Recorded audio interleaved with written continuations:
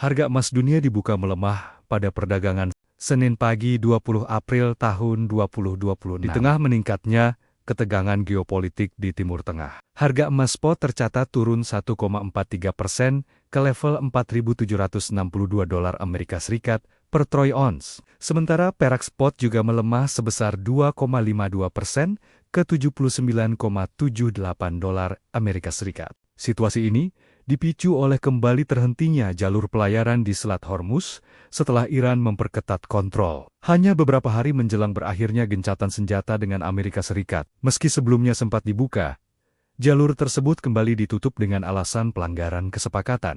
Di sisi lain, proses negosiasi antara kedua negara masih berlangsung tanpa kejelasan. Presiden Amerika Serikat Donald Trump menyebut pembicaraan berjalan baik, namun pihak Iran, melalui Mohammad Bakr Kalibaf menilai masih ada perbedaan signifikan, khususnya terkait isu nuklir dan akses ke Selat Hormuz. Meski tekanan jangka pendek meningkat, sentimen pasar terhadap emas masih cenderung positif. Survei dari Kitco News menunjukkan mayoritas analis dan investor retail memperkirakan harga emas akan kembali menguat dalam sepekan ke depan. Setelah mencatat kenaikan selama 4 pekan berturut-turut, selain faktor geopolitik, pelaku pasar juga menantikan sejumlah data ekonomi Amerika Serikat, termasuk penjualan retail, sektor perumahan, dan klaim pengangguran. Tak hanya itu, perhatian juga tertuju pada arah kebijakan Federal Reserve, serta sidang konfirmasi Kevin Warsh yang dinilai berpotensi membawa sentimen positif bagi pergerakan harga emas. Pertamina menaikkan harga LPG non-subsidi Bright Gas 5,5 kg dan 12 kg di berbagai wilayah. Dengan harga tabung 12 kg di Jawa Bali, NTB mencapai Rp228.000. Seiring lonjakan harga energi global, serta melakukan penyesuaian pada BBM non-subsidi seperti Pertamax Turbo, Dex Lite, dan Pertamina Dex, sementara harga BBM subsidi tetap. Menteri Keuangan Purbaya Yudi Sadewa mengklaim respon dari IMF, Bank Dunia, dan lembaga pemerintah tergolong positif, terutama terhadap kemampuan Indonesia dalam menjaga pertumbuhan tanpa membebani fiskal. Dalam agenda pertemuan dengan 18 investor global di New York, Purbaya yakin minat investor global khususnya dari Amerika Serikat didominasi pada instrumen sektor keuangan seperti fixed income dan equity. Purbaya optimis aliran dana portofolio akan segera masuk dan memperkuat pasar modal domestik. Begitu pula saat bertemu bilateral meeting dengan Managing Director International Monetary Fund, pejabat World Bank, serta perwakilan lembaga pemeringkat internasional seperti S&P Global Ratings, Purbaya menegaskan pemerintah Indonesia terus berkomitmen menjaga keseimbangan antara pertumbuhan ekonomi dan keberlanjutan APBN. Selain itu, Menteri Keuangan ini memastikan arah kebijakan pertumbuhan dan pengelolaan anggaran Indonesia dijalankan kredibel dan berkelanjutan. Rating agensi amat puas dengan penjelasan kita tentang strategi kita. Jadi keraguan tentang apakah kita bisa menjalankan kebijakan yang fiskal yang baik dan menciptakan pertumbuhan yang baik pada saat yang bersamaan sepertinya sudah hilang. World Bank bahkan menggali lebih dalam bentuk kerjasama yang saling menguntungkan antara kita dengan.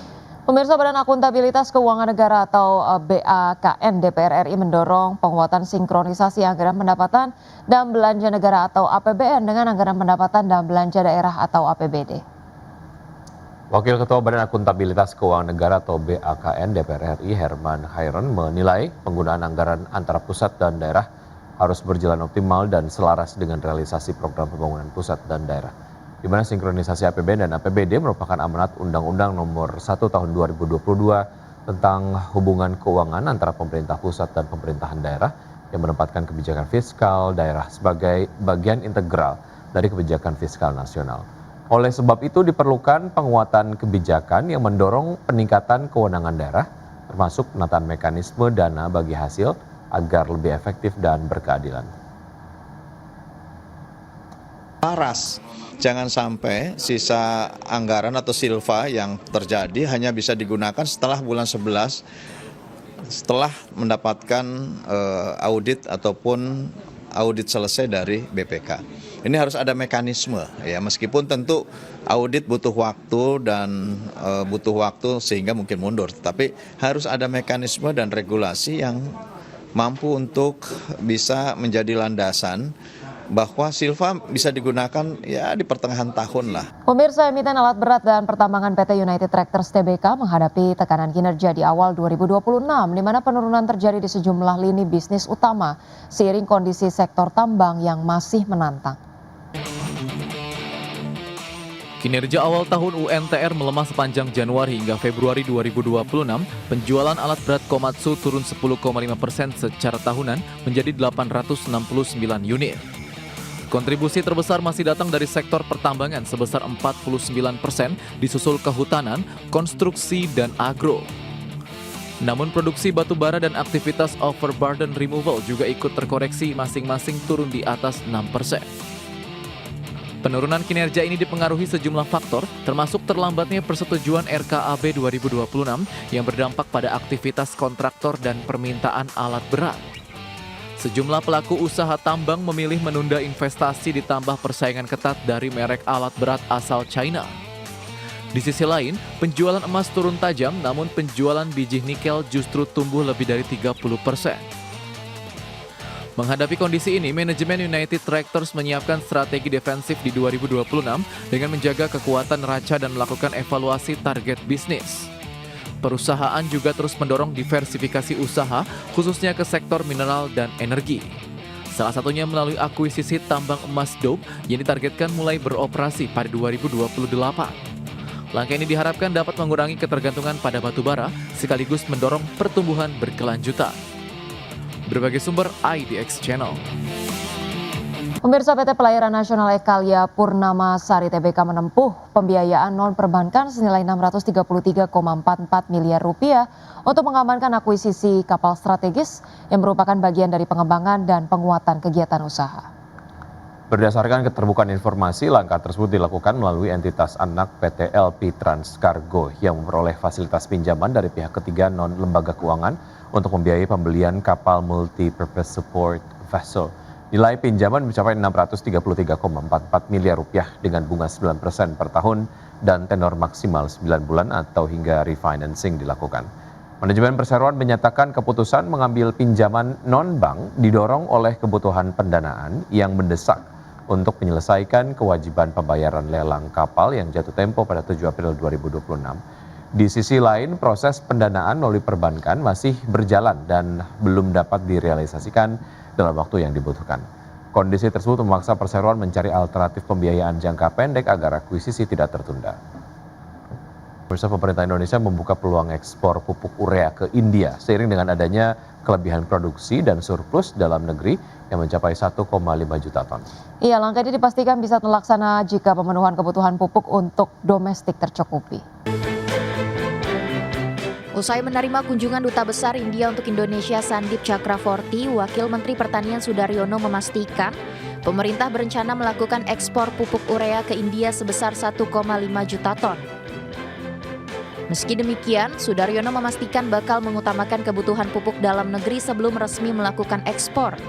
Terlebih, India menjadi salah satu negara yang berminat mengimpor urea dari Indonesia, terutama untuk memenuhi kebutuhan musim tanam yang berlangsung pada Juli hingga September, sehingga membuka peluang ekspor tanpa mengganggu pasokan domestik.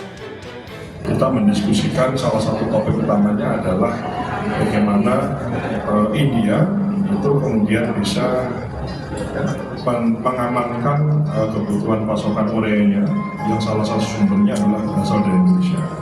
Dan memang sebagaimana sudah saya sampaikan juga di media dan beberapa hari yang lalu bahwa memang kita Indonesia akan mengutamakan kepentingan atau kebutuhan pupuk kita untuk dalam negeri, dan setelah kita hitung semua itu ada ekses atau ada kelebihan yang bisa kita ekspor ke luar negeri sekitar 1,5 juta ton. Sementara itu, Duta Besar India untuk Indonesia Sandip Chakravorty menyambut baik peluang kerjasama ini, di mana India siap mengimpor pupuk dari Indonesia melalui skema kerjasama antar pemerintah atau government to government. Cooperation in the agriculture sector in Indonesia and also bilateral cooperation with India. As you know, India has been a long-standing partner of Indonesia, and we have been supporting the agriculture sector of Indonesia. There is also very healthy trade in agriculture products between India and Indonesia. So we discussed those issues also, and we have seen how agriculture productivity and production in Indonesia has increased, and we spoke about how we can support that. Adapun total kapasitas produksi pupuk nasional mencapai 14,8 juta ton per tahun dengan urea sebesar 9,4 juta ton. Di mana dari total produksi pupuk urea tersebut, terdapat surplus perdagangan yang bisa diekspor sebesar 1,5 juta ton. Wamentan Sudaryono memastikan ketahanan pupuk Indonesia dalam kondisi kuat, sehingga petani diharapkan tidak perlu khawatir terhadap ketersediaan pupuk. Dari Jakarta, Ade Firmansyah, IDX Channel.